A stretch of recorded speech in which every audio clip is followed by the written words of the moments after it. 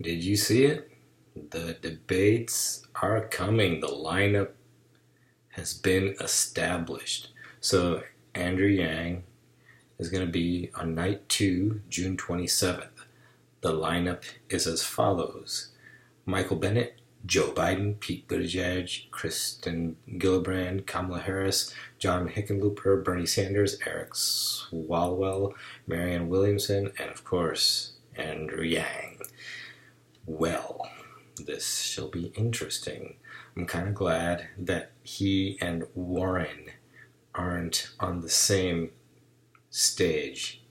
Only reason why I say that is it seems like Elizabeth Warren is the only other person who's actually putting policy proposals out there and not just speaking in political platitudes as everyone else seems to be doing. I can't say for sure because I haven't really been watching everyone else, but it's my guess from what little I pick up here and there. Okay, the question is, will Andrew Yang be able to cut through the drama queens and blowhards of the Democratic Party? Let's face it, drama queens and blowhards get a lot of attention.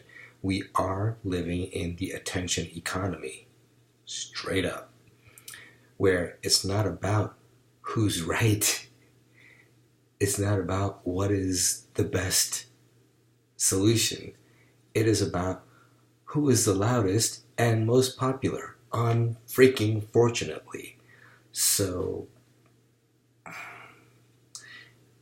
will Andrew Yang be able to cut through all this? I really hope he's got an effective strategy. He's got to use more than his typical talking points. And his talking points are powerful, especially in one-on-one interviews and forums. But in a debate setting, that's a whole other thing, whole other thing. Man, he's got to have a refrain that cuts through everything. Like, I don't know what that would be. Maybe just constantly going back to the intent is right, but your strategy is all wrong. You are using an old-fashioned 20th century mindset on 21st century problems, and it will not work. Like, I don't know. I don't know if that's the way to go or not.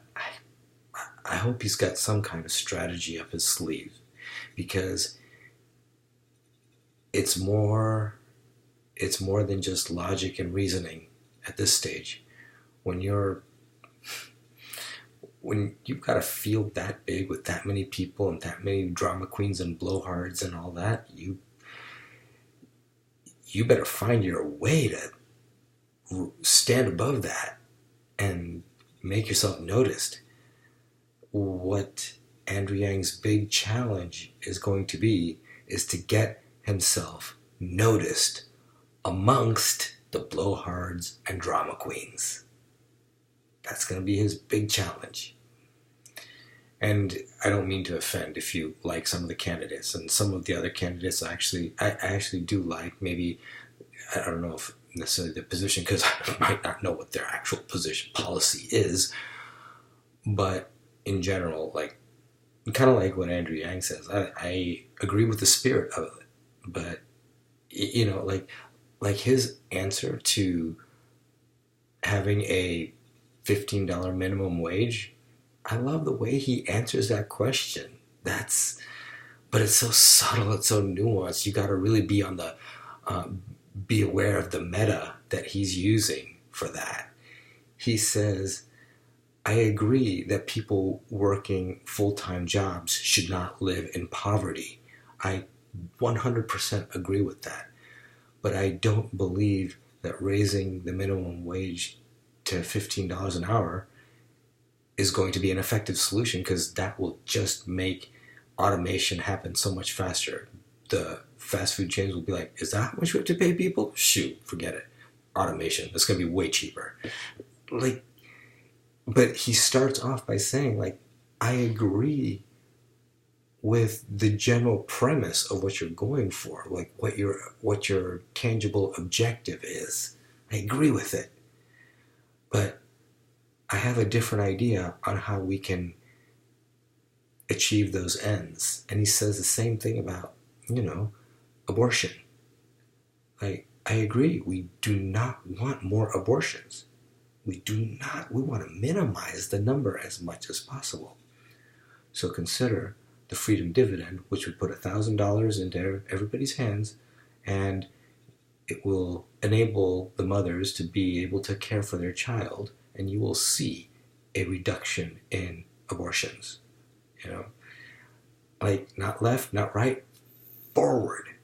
Tired of this left and right nonsense. Forward.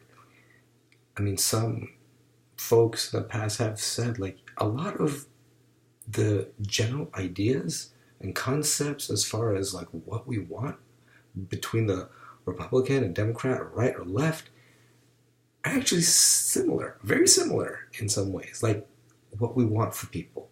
We want people to, to work hard. We want people to be successful and to pull them up by their bootstraps and really find that inner drive.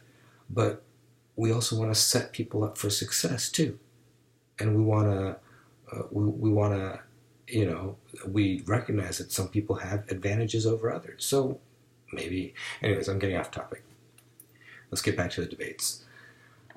Andrew Yang really needs to figure out a way how he's going to cut through all this noise. He's done a great job on the internet. I feel like because of what he's done on the internet has made him poke his head out just a little bit.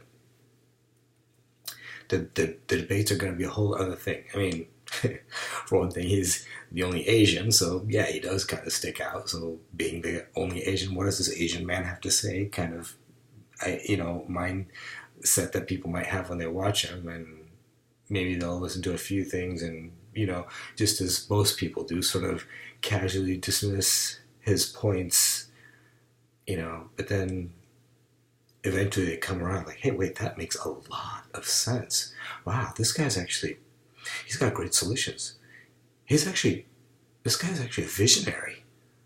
Holy smokes. This guy, he's not like the others. But, will people be able to come to that conclusion in that debate? Oh, man. Like I said, I really hope Andrew Yang has a trick up his sleeve to stand out, because it is freaking crowded and it is noisy AF. How's he going to stand above it? I'm sure he's got a way. I'm sure he's got a strategy. He's probably not saying it, but once he gets up on stage, hopefully he will have it. So let's see what happens.